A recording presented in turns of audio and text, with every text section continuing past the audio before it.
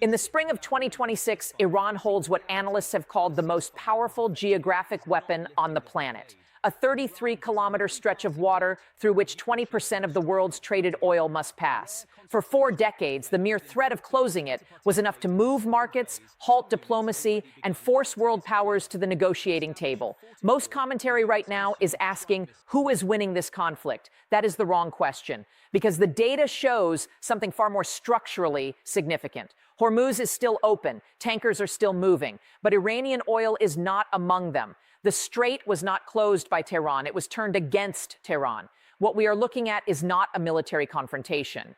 It is a precision economic architecture designed to use Iran's greatest strategic asset as the walls of its own containment cell. How did this happen? And more importantly, was this inevitable? That is what this analysis is built to answer. You are watching PPR Global. We do not read headlines. We reverse engineer the strategic logic behind them. If you want to understand not just what is happening, but why it was structurally inevitable, subscribe now and turn on notifications. The next piece of this picture drops soon. To understand how a trap works, you first have to understand what made the bait so convincing for so long. For 4 decades, Iran's most powerful strategic asset was not its missile arsenal. It was not its proxy network, stretching from Baghdad to Beirut. It was geography. Specifically, it was 33 kilometers of water between the Omani coastline and the Iranian shore, the Strait of Hormuz. Look at the numbers with cold precision. According to the United States Energy Information Administration, approximately 17 to 21 million barrels of oil pass through Hormuz every single day. That figure represents roughly 20% of all oil traded globally. Every barrel exported from Saudi Arabia, Kuwait, the United Arab Emirates, Iraq, and Iran itself must navigate this corridor. There is no pipeline network, no alternative maritime route that can absorb that volume at comparable cost and speed. The Suez Canal moves cargo. The Cape of Good Hope moves cargo. But neither can replace Hormuz as an energy transit point within any economically realistic time frame. This is not a choke point. It is the choke point. Iran understood this long before any Western strategist wrote it into a policy paper. Beginning in the 1980s, Tehran systematically built what military planners now classify as an anti-access and area denial architecture, a layered defensive and offensive system designed specifically to make Hormuz ungovernable for any adversary. The components of this architecture are worth examining individually. Shore-based anti-ship missile batteries positioned along Iran's southern coastline can engage vessels without any naval vessel leaving port. Fast attack craft, small, low signature, and capable of swarming tactics, were developed and drilled specifically for Hormuz's confined geography. Extensive mine-laying capabilities were maintained and exercised. And beginning in the 2010s, drone and unmanned surface vessel programs added a new asymmetric layer to this defensive web. But here's the critical structural point that most analysis misses entirely. Iran never needed to actually close Hormuz to extract strategic value from it. The threat alone was the weapon. In 2012, when tensions escalated over Iran's nuclear program and Western sanctions tightened, Iranian military commanders publicly threatened to seal the strait. Oil prices spiked. Insurance premiums on tanker routes surged. European governments began emergency consultations. Washington repositioned naval assets. All of this happened without a single mine entering the water. The threat was priced into global energy markets as a permanent risk premium. Analysts have estimated that this implicit risk factor inflated oil prices for years, effectively functioning as a hidden tax on the global economy, paid indirectly to Tehran in the form of higher export revenues when prices were elevated. This was Iran's equilibrium, a stable, decades-long arrangement in which Hormuz served simultaneously as an economic lifeline and a loaded deterrent. Export your oil through it. Threaten to close it when pressure mounts. Watch the world flinch. There is, however, a structural contradiction buried inside the Baranjbanant, one that was always present but never fully exploited. The same strait that gave Iran leverage over the world also gave the world leverage over Iran. Because Iranian oil, like everyone else's, had to travel through Hormuz to reach its buyers. And Iran's economy, according to International Monetary Fund assessments, has historically derived somewhere between 70 and 80% of its foreign currency earnings from hydrocarbon exports. Iran built its deterrent on a geography it could not afford to actually weaponize. The fortress and the supply line shared the same gate.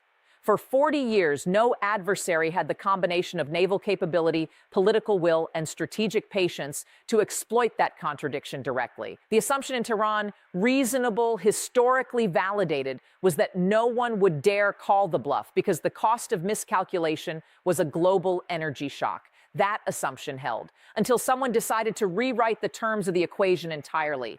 The fortress and the supply line shared the same gate. That single structural fact, ignored for 4 decades, became the architectural blueprint for what analysts are now examining as one of the most precise applications of economic coercion in modern naval history. Here is where the paradigm breaks. The conventional playbook for confronting Iran over Hormuz has always assumed a binary. Either you allow Iranian oil to flow freely, or you risk Iran closing the strait and triggering a global energy shock. Every diplomatic negotiation, every sanction regime, every military posture in the region for 40 years was built around managing that binary. The implicit rule was simple: do not back Iran into a corner so tight that closing Hormuz becomes their least bad option. Someone discarded that playbook entirely. Instead of accepting the binary, a third option was engineered. Keep Hormuz open, keep global shipping moving, keep the world's energy supply flowing without interruption, but systematically prevent Iranian oil specifically from joining that flow. The operational mechanism is straightforward when you examine it at the logistics level. United States Central Command publicly confirmed that 31 vessels, the majority of them oil tankers, were ordered to reverse course and exit the operational zone. 4 Iranian tankers were intercepted and seized. 8 additional Iranian tankers were stopped and compelled to turn back. The maritime interdiction line, according to available reporting, runs from the southern Omani coastline to the Iran-Pakistan border, a cordon that envelops Iran's primary export terminals without physically closing the strait itself. The result is a structure with no historical precedent in this region. Hormuz remains navigable. Tankers from Saudi Arabia, the United Arab Emirates, Kuwait, and Iraq continue to transit without interference. The global oil market absorbs a disruption premium, Brent crude crossing $100 per barrel, freight costs rising as much as 200% according to shipping industry assessments. But the fundamental flow of energy is not severed. The world is inconvenienced. Iran is isolated. This distinction matters enormously for the strategic calculus, because when Iran threatens to close Hormuz in response, it is no longer threatening to punish an adversary. It is threatening to destroy the one remaining artery through which any future Iranian oil export could theoretically move. The threat, structurally, has been inverted. Tehran would be proposing to demolish its own exit in order to inconvenience everyone else.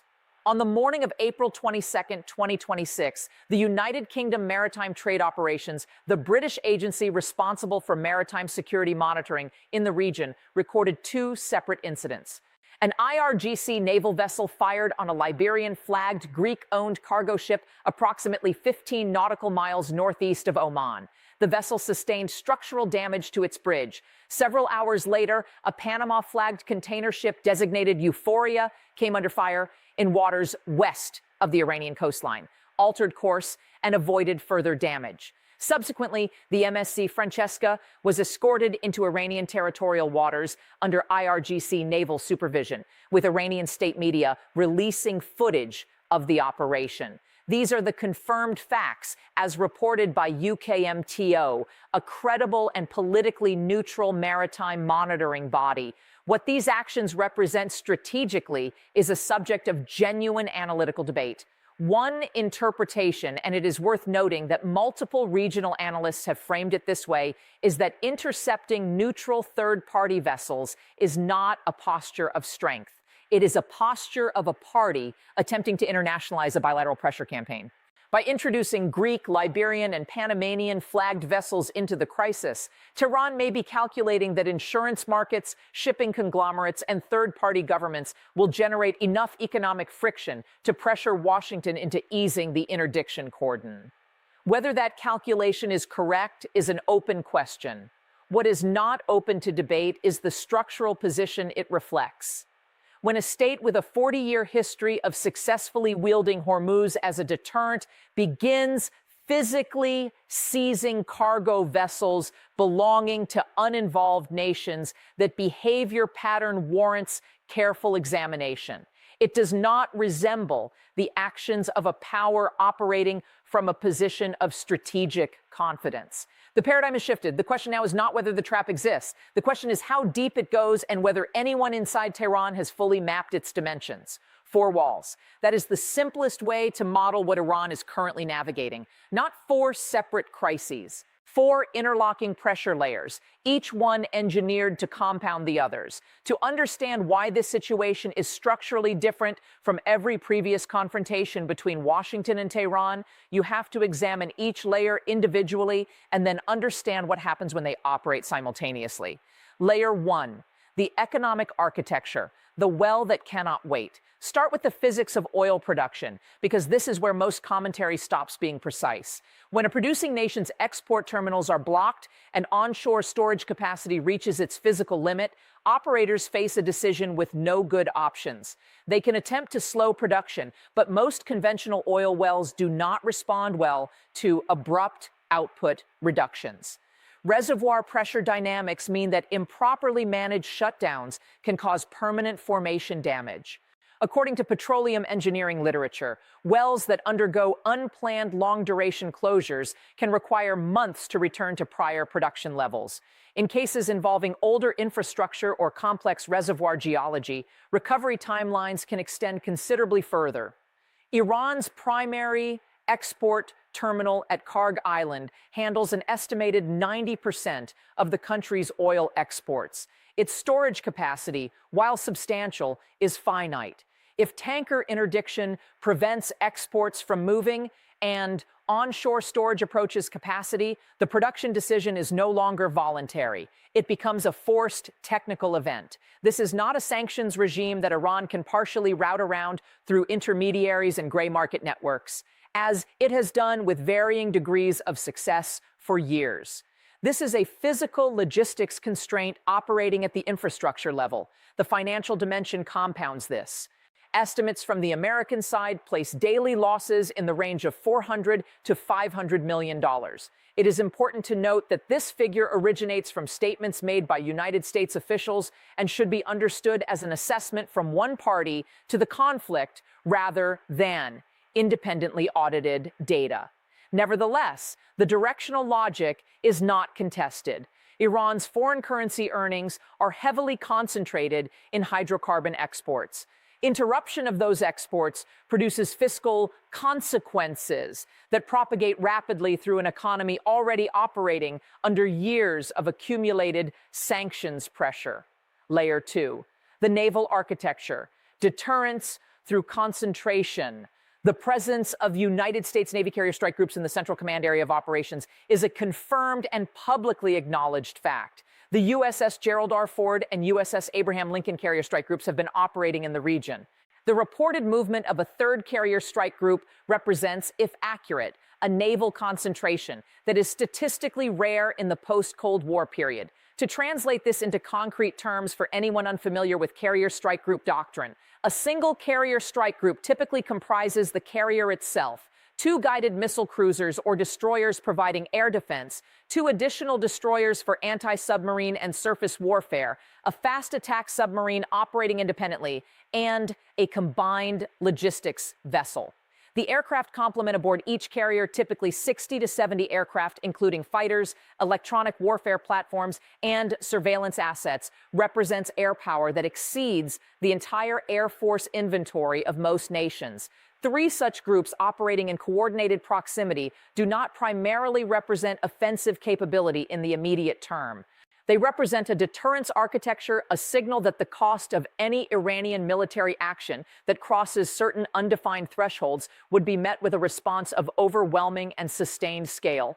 The asymmetry here is not subtle. Iran's naval doctrine was designed for Hormuz's confined geography, swarming tactics, mine deployment, shore-based missiles. These capabilities are genuinely effective in a narrow strait environment against a single adversary operating under restrictive rules of engagement. They were not designed to operate against a coordinated multi-carrier task force with full-spectrum air dominance overhead. Layer 3, the internal architecture, the problem of the fragmented voice. This layer is the most analytically uncertain, and intellectual honesty requires acknowledging that directly.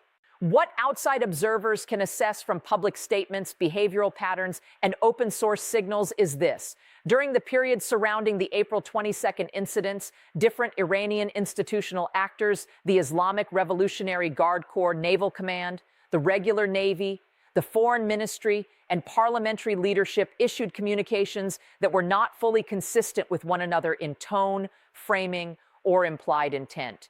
This is not necessarily evidence of paralysis. Analysts who study Iranian institutional behavior note that some degree of deliberate ambiguity is a feature of Iranian strategic communication, not always a bug. Sending mixed signals can be a calculated tactic to keep adversaries uncertain about red lines.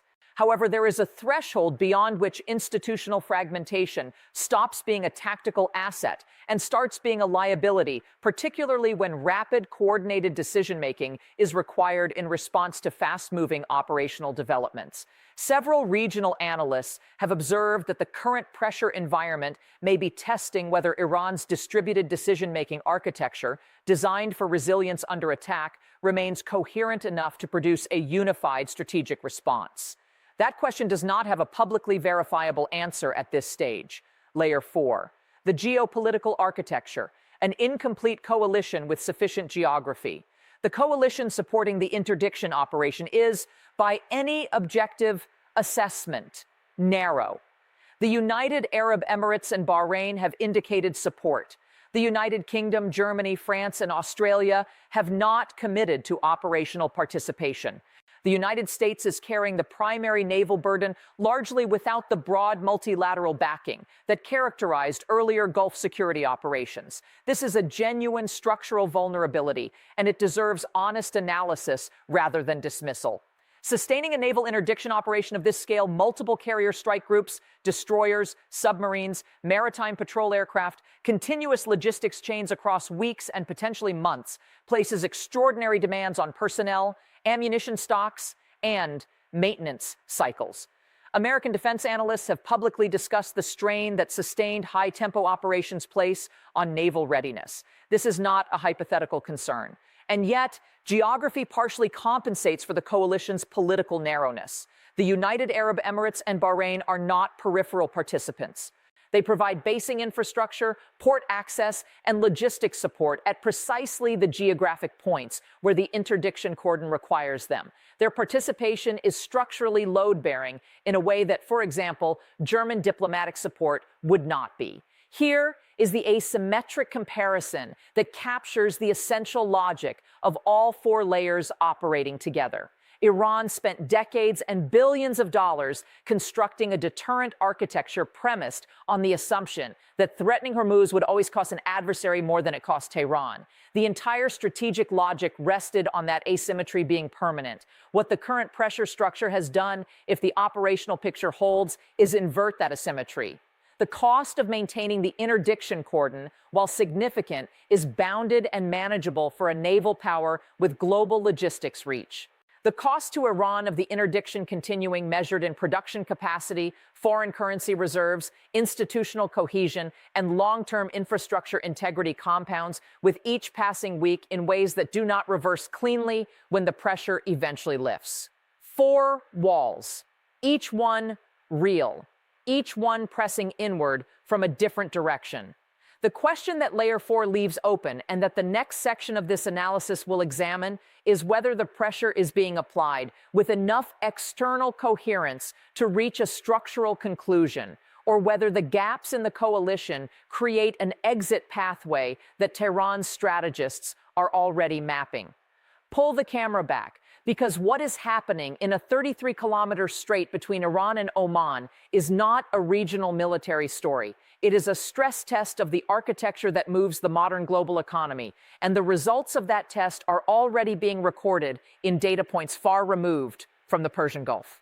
The energy price signal, Brent crude crossing $100 per barrel, is the headline figure. But the more structurally significant number is the freight cost multiplier. Shipping industry assessments have indicated that freight costs on routes transiting or adjacent to the Hormuz corridor have risen by as much as 200% during this period. Insurance underwriters have formally designated the strait a war risk zone, triggering premium structures that apply to every commercial vessel, not just those carrying oil. This matters beyond the energy sector because modern freight economics are not siloed. When the cost of moving a cargo vessel through a risk-designated corridor increases by that magnitude, the effect propagates through every supply chain that touches the region.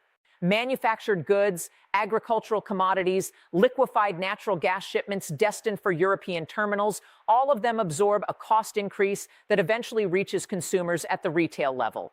The inflationary transmission mechanism is slow but structurally reliable. The demand redistribution problem. India presents the clearest case study of what demand redistribution looks like in practice. As the world's third largest oil importer, India had developed a significant procurement relationship with Iran built around discounted crude pricing, a relationship that sanctions had complicated but never fully severed through informal channels.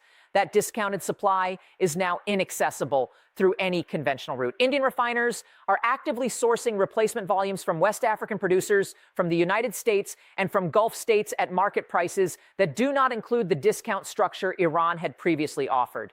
The per-barrel cost differential, multiplied across India's import volumes, represents a material increase in the country's energy import bill. For an economy managing its own inflationary pressures, that is not an abstraction. It is a fiscal input that affects subsidy calculations, currency management, and domestic energy pricing policy. China and South Korea face structurally similar recalibrations, though with different mitigation options given their varying access to alternative supply networks and strategic reserve positions. The governance question no one is answering. On April 22, 2026, military planners from more than 30 nations gathered in London to discuss a coordinated multinational approach to Hormuz security. That meeting, if confirmed, would represent something analytically significant that transcends the immediate military situation. Hormuz has historically been governed, in practical terms, by a combination of United States naval presence, informal great power restraint, and Iran's own interest in keeping its export route functional. No formal multilateral governance structure has ever been necessary because the informal equilibrium held. If a multinational security framework for Hormuz begins to crystallize even informally, it represents a potential structural change in how the world's most critical maritime choke point is administered going forward. That is a geopolitical development with implications measured in decades, not news cycles. The historical parallel worth examining is Operation Earnest Will in 1987 and 1988, when the United States reflagged Kuwaiti tankers and provided naval escorts through Hormuz during the Iran-Iraq tanker war.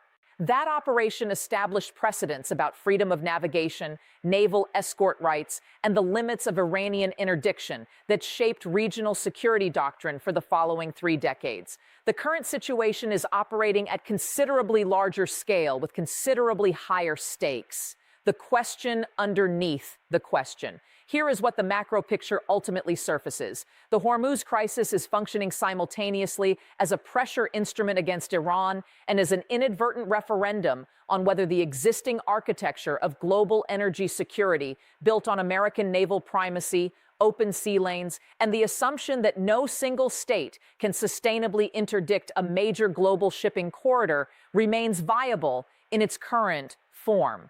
Every day the situation continues without resolution, that question gets louder. And the answer, whatever form it eventually takes, will not be limited to the Persian Gulf.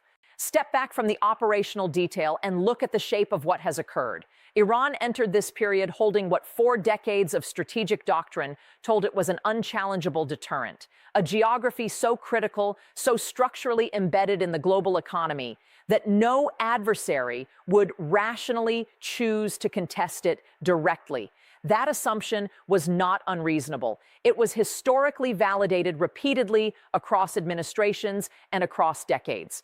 What the current pressure architecture has demonstrated is that the assumption had a hidden dependency. It required the adversary to accept the binary that Iran had constructed: close Hormuz or leave Iran alone. The moment a third option was engineered, open Hormuz, isolate Iran within it, the entire deterrent framework lost its load-bearing wall. This is the structural shift, not a battle, not a negotiation, a reframing of the terms under which Iranian leverage could be exercised. 2 analytical scenarios now sit on the table. Scenario 1, controlled dissent. Iran's institutional actors find sufficient internal coherence to produce a unified negotiating position. A formal channel opens, whether through Omani mediation, which has historically served as a back channel between Washington and Tehran, or through another intermediary. The interdiction cordon is eased in stages, conditioned on verifiable steps regarding enriched uranium stocks and nuclear program parameters. Markets stabilize. The 30-nation London framework quietly dissolves back into bilateral arrangements. This scenario is the most economically rational outcome for every party, including Iran. It is also the scenario that requires Tehran to formally acknowledge at the negotiating table leverage. Whether the institutional architecture of the Iranian state can produce that acknowledgement, given the fragmented decision-making environment analysts have observed, remains genuinely uncertain. Scenario 2. Asymmetric erosion. No unified Iranian proposal emerges within the current pressure window. The interdiction cordon holds. Iranian oil production faces the infrastructure consequences described earlier. The economy contracts further. Intermittent asymmetric actions, vessel interdictions, harassment of commercial shipping, proxy signaling through regional partners continue without crossing the threshold that would trigger a broader kinetic response. This scenario does not end with a decisive moment. It ends with a gradual erosion of Iranian state capacity over a timeline measured in quarters and years rather than days and weeks. It is worth noting that from a pure pressure management perspective, scenario 2 is not necessarily unfavorable for the party applying the cordon. Time and economic mathematics operate in one direction only in this configuration. Now, 2 questions for everyone analyzing this situation. If Iran still holds cards that outside analysts have not fully accounted for, and that possibility should never be dismissed in a complex adaptive system, what does that card look like? And what conditions would make playing it rational rather than catastrophic? And the larger question underneath this entire situation: if the Hormuz containment model proves sustainable, which other geographic choke points around the world are now being examined through this same analytical lens by strategists in multiple capitals. Leave your assessment in the comments, subscribe, and turn on notifications. The next phase of this situation will move faster than the news cycle can track. You will want the analytical framework ready before the headlines arrive.